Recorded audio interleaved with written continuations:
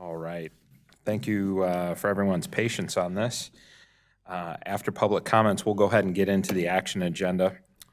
The first item on the agenda, we'd like to consider a recommendation for text amendment 23-07.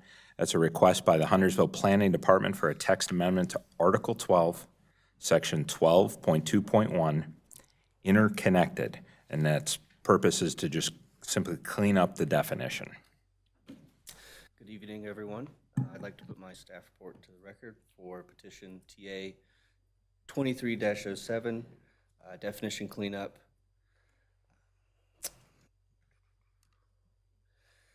So a little background. In a previous zoning ordinance, we had several images showing different types of street networks, as you can see here. In 2018, those images were removed because of the adoption of the Engineering Standards and Procedures Manual, which replaced these images.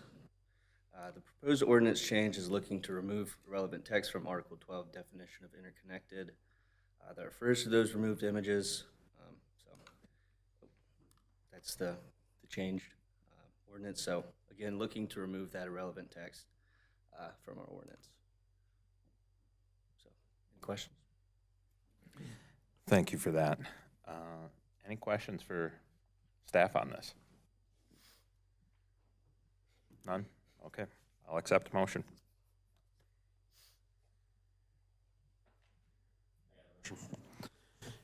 In considering the proposed amendment TA 23-07, the Planning Board recommends approval of the amendment to provide clarification. It is reasonable and in the public interest to amend the zoning ordinance because it will provide clarification to the language.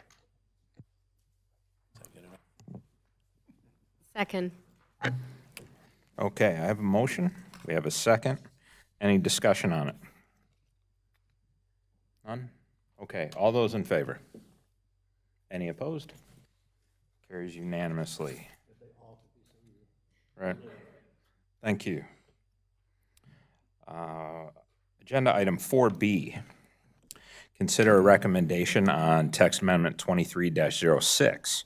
This is also a request by the Huntersville Planning Department to amend the zoning ordinance to comply with House Bill 488. Good evening. And I will also submit my staff report into the record.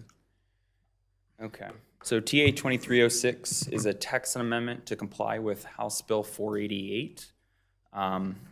This amendment is to comply with the NC Residential Code as it now includes 3-family and 4-family dwellings. We also are amending Article 11.1.3 permits to update the dollar thresholds set for requiring a GC license for construction work. This amount has increased to $40,000. And we are also amending the text to provide alternative pavement design standards within developments. And this is the text that is changing related to the NC Residential Building Code. And if you guys have any questions on this particular section, I can answer that.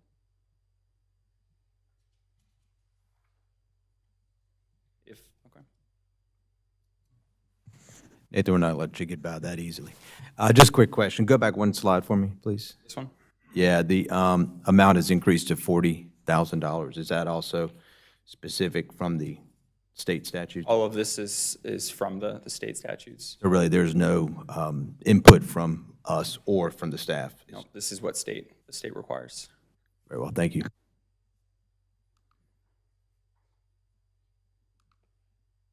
This section is the zoning ordinance that we are amending related to the permit threshold changes that we just discussed.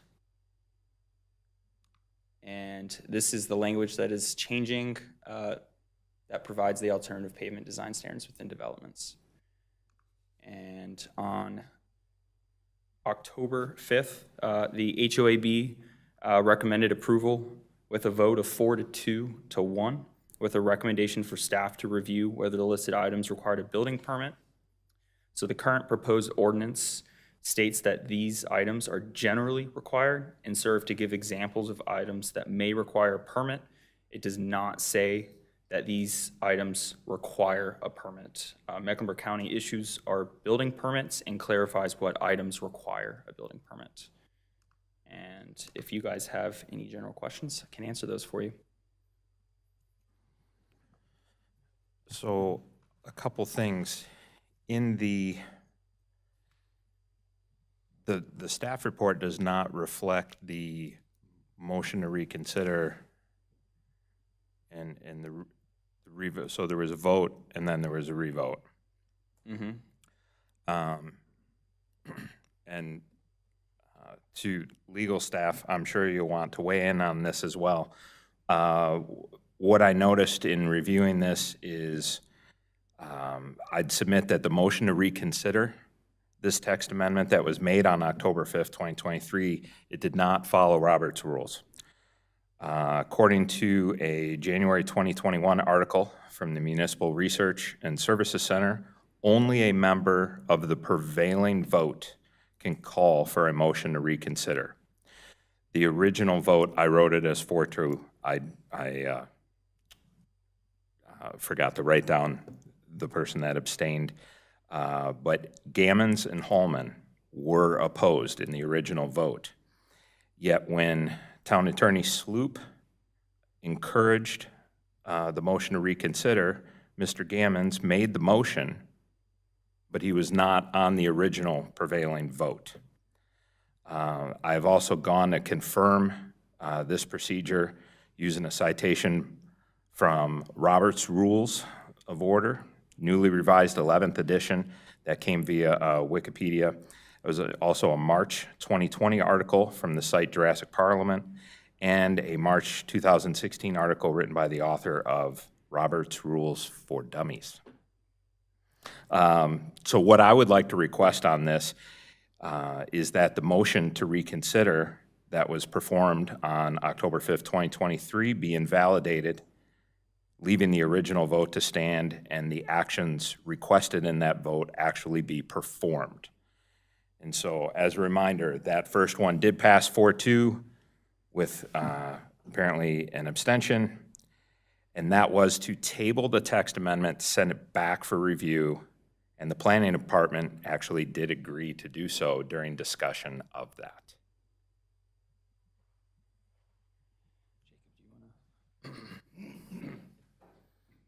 Speak to the.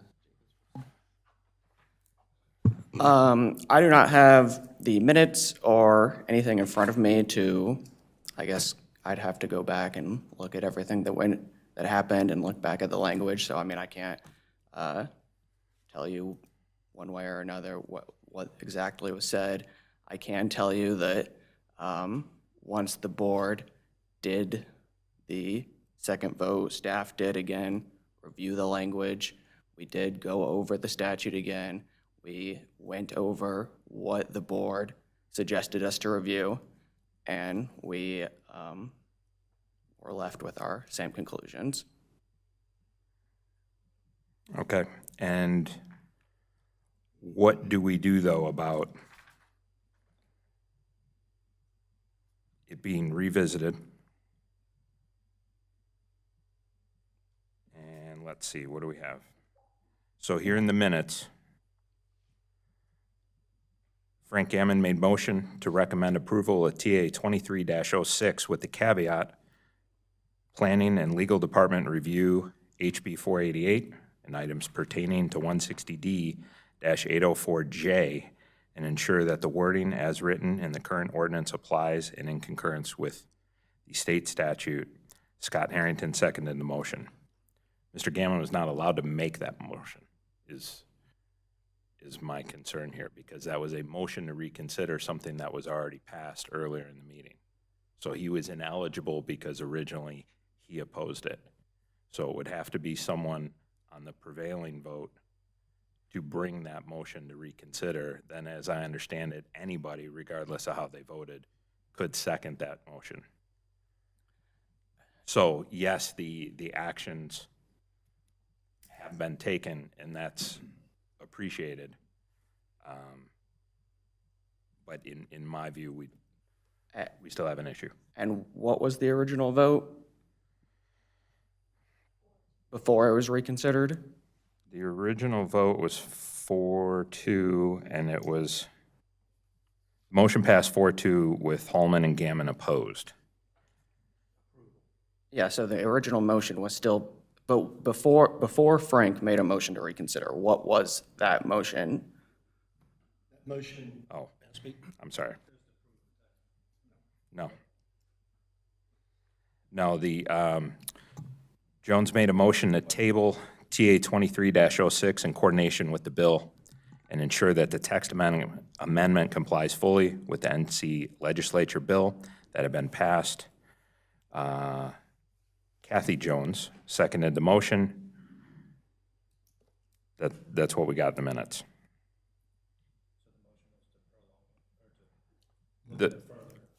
Correct.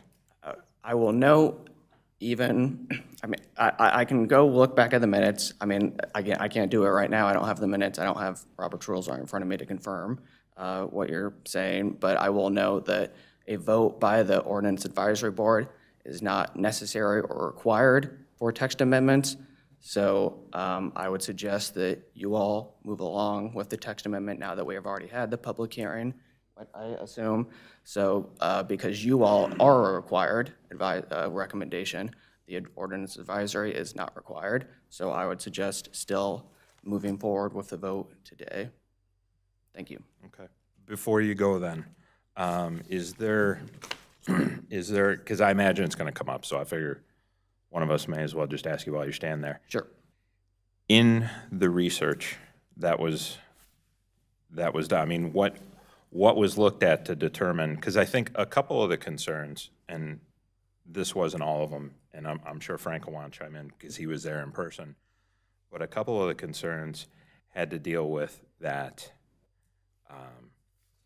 information was not included in that meeting nor provided to us, such as the text of HB 488, that there was some language that could stand, at least the opinion was, that could stand to be clarified, in that there was questions as to how the numbers pertaining to the permits, the dollar amount, has changed more than once, and that was not kept tabs of. So what we're catching up to now, going from 5,000 to 40,000, there have been other movements in between, is my understanding, and that wasn't captured in our thing. So I think there was an overall concern with this one that it wasn't necessarily as clean as potentially laid out at first. And so what are you able to articulate then what kind of research and comparison and what work was done on that?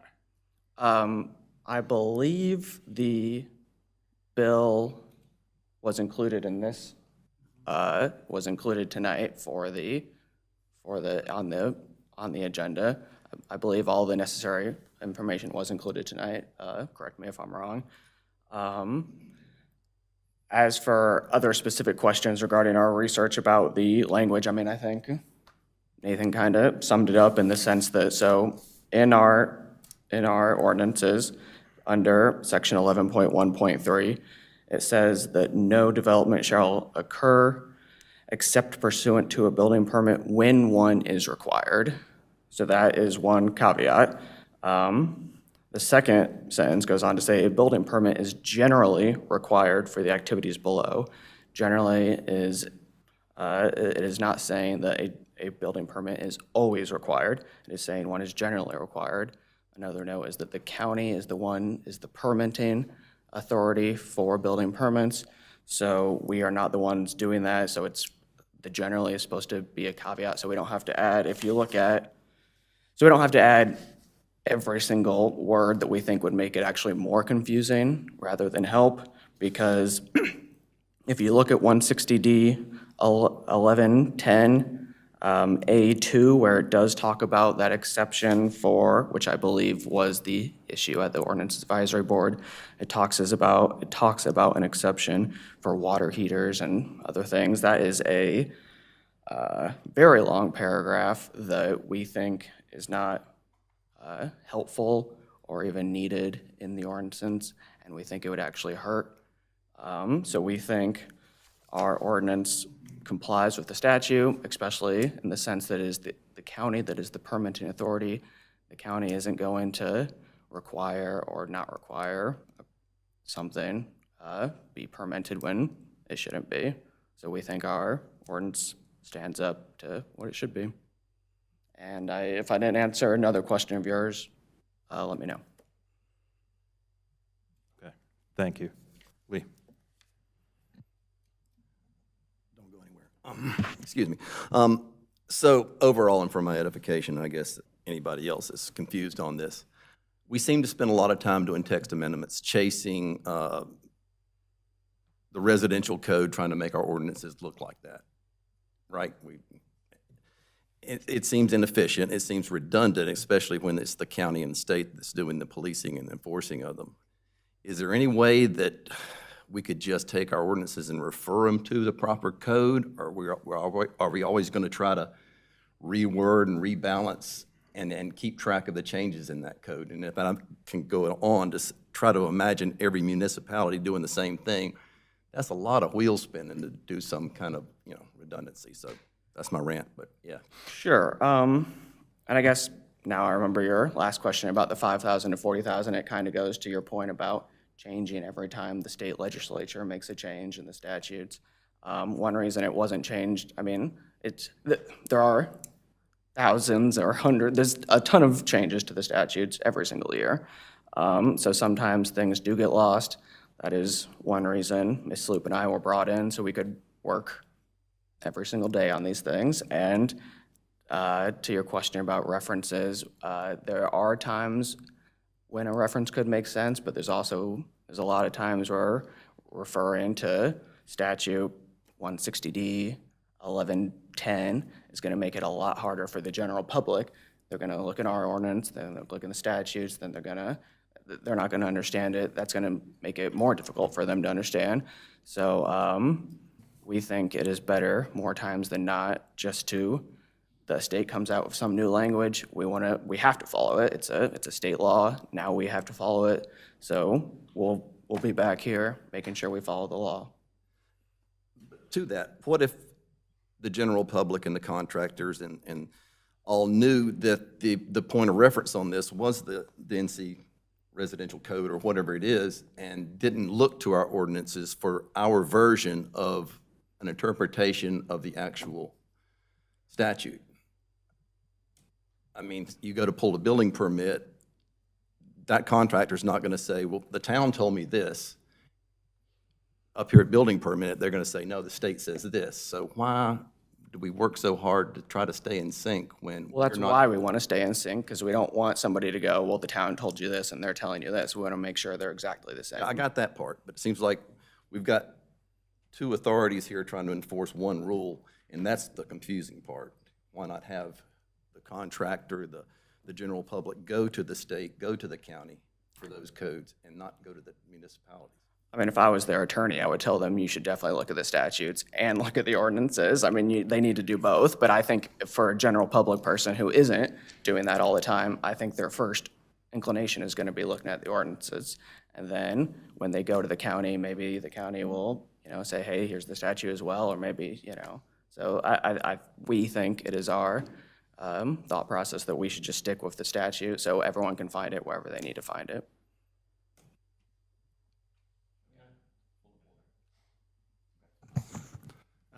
I was there, as my chair pointed out, when I made a motion that I shouldn't have made.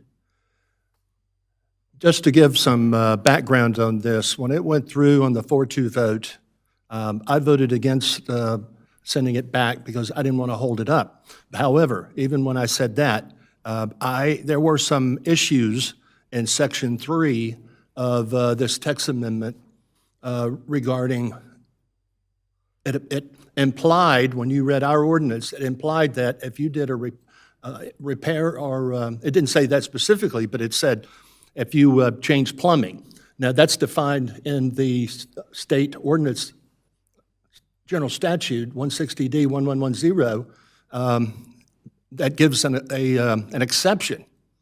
And the exception is, except in a one or two home family dwelling, where it says that you can install and repair without getting a building permit, if it's done by a certified technician with some other criteria that's listed in that. And I would contend that you don't have to list all that to clarify that portion about the water heaters. They could have made, written in some way that with the exception of water heaters as stated in the paragraph, that's where it's located, and that would have solved the problem. That was part of it we wanted fixed, and the other part was that if that was there, we asked the question, was there something else that should be done the same way inside that section to clarify it for the residents of this town? Because if I'm sitting at home and the plumber comes to me, I got to go pay for a building permit, and it's going to cost me money in my pocket when I don't have to get one, how do I know that? Well, because the county wouldn't require it if it's not required. I would contend that I know people, I'd have to give you examples, and I can't get those people here to talk to you, that building permits for different items have been given that you really didn't need the building permit for. I'm interested in protecting the residents of Huntersville. I think this could be clarified very easily. And that was now, and I'll say this, TA 23-06, Section 3, in and of itself does capture the changes that were made in House Bill 88 as written. However, to use an appropriate analogy, if you're doing improvements to your home and you let a building inspector to come in and inspect that, and he sees something in your home that's out of compliance, then he's going to require you to bring that up to code. And that's what happened here. The Ordinance Advisory Board and now the Planning Board looks at TA 23-06, Section 3, and we see that, yeah, you made the changes outlined in HB 48, but we see another issue. And we're asking that those issues be brought up to compliance with the state statute. I understand, and I think it is our view that it is to the level that it needs to be at. I mean, again, you guys can make a recommendation. This is our current recommendation. If you would like a different recommendation, that is I mean, your if I may, prerogative, Chair. but- Our job, my understanding, and any of my fellows can chime in and correct me, my understanding is that I'm sitting on this board, and the town board put me on this board to make the best recommendations I can to the town board for the people of Huntersville and to the interest of the town. And looking at the Section 3 of TA 23-06, I cannot make the best recommendation that I can unless that's changed in some way. And if that's what you want to include in your motion, you're very welcome to do that, and then see how the vote goes. Well, I really think it needs to go back to the Ordinance Advisory Board and come back. Now, if we can't do that, then I can break these out in different sections, correct? If we write a motion? I can do an approval on one part and deny another piece. If that's your motion. Okay, that would be, You can recommend parts and not other parts. But that okay? would- Well, I can make more than one motion. I want to break this out into separate motions if possible. Should be one motion, correct? Should be one motion. You can approve. It has to be one motion? We have one item before you, so you can recommend parts, let's just say A, B, and C, or you can say yes to A and C, but not to B. That could be your motion. We have one item. And I can do that, but I still want some way for Section 3 to go back. And we have, per the HOB's recommendation, we went back and according to our legal staff, we are very comfortable with this language to move forward. Okay? If you want to recommend something different, that's your purview. I have a motion. But I don't think making in your motion, sending Section 3 back to the HOAB, I don't think is an option. It has already had the public hearing. If you guys do not make a recommendation within, I think, 30 days, the town board will vote one way or another. Correct. Well, in my motion, I'll ask the town board to send Section 3 back to the planning board for approval. Sure. HOAB meets in, what, 10 days? Roughly? And so it could still be added to their agenda because the agenda hasn't come out yet. And humor me while I check the calendar.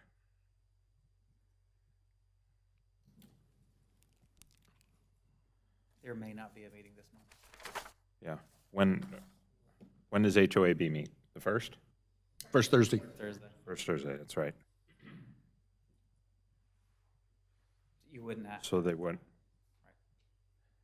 the first